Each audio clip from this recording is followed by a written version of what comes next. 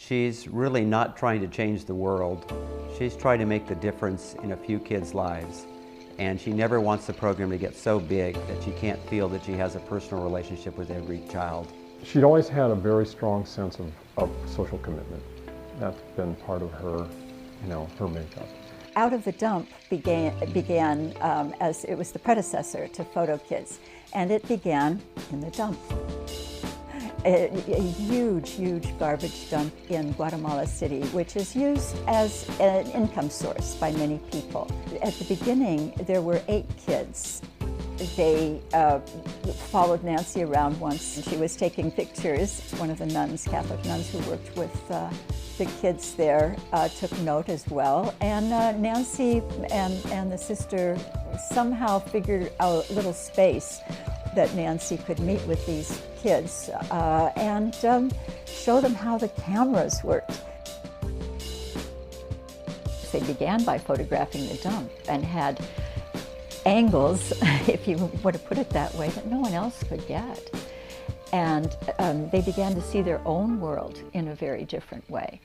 And they were very good at finding character in the individuals that were around them. I was in Guatemala visiting. And we took the kids to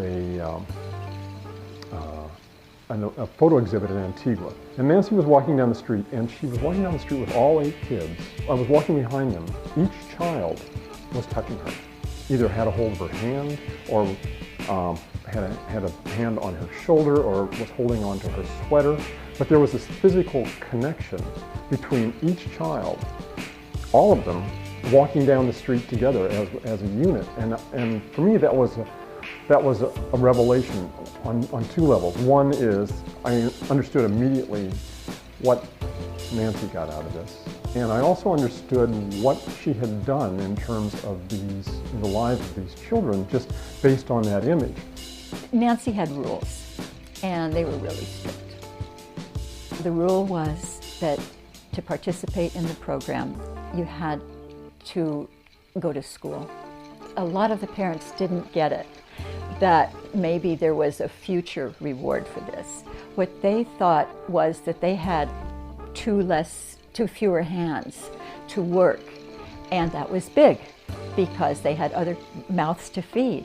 Nancy spent a lot of time in people's houses in the dump, everybody lived in the dump, convincing the parents. What is really so commendable in what Nancy's done is that she's taken some of what were then children and are now adults and helped them through getting scholarships to go to school and then finally university.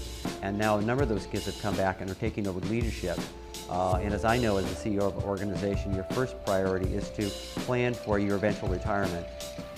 You know, it takes a long time to do anything really significant. And I think Nancy understood that inherently. Nancy has always, I think, been thinking in 15 to 20-year generational cycles.